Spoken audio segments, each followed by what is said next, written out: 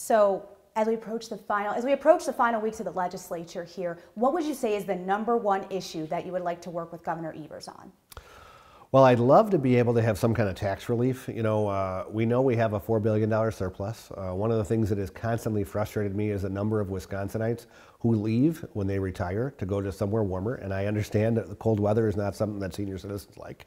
But we had a plan that I thought was pretty reasonable, where we would only focus on cutting taxes for the middle income bracket, and we would make people's retirement tax exempt. So 98% of our retirement income would be tax free, and we would focus on that middle bracket for income tax relief. Governor Evers said no.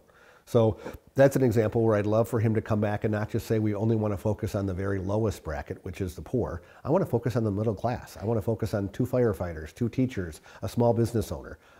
And that's an area that I thought we would be able to find reasonable middle ground, but he hasn't shown that yet. And Governor Evers, his office has said a big concern is putting that federal funding in jeopardy. I've talked to Representative Mark Board, who has told me, hey, we looked into this, we're not concerned about it. Do you agree with that? Yeah, well, so the legislature asked to be part of a lawsuit that was filed almost 2 years ago, saying that the federal government can't restrict our ability to cut taxes.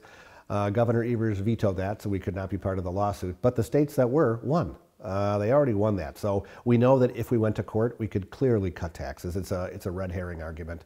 It sounds like it's somebody who's just not sincere about wanting to cut taxes and looking for an excuse not to do so.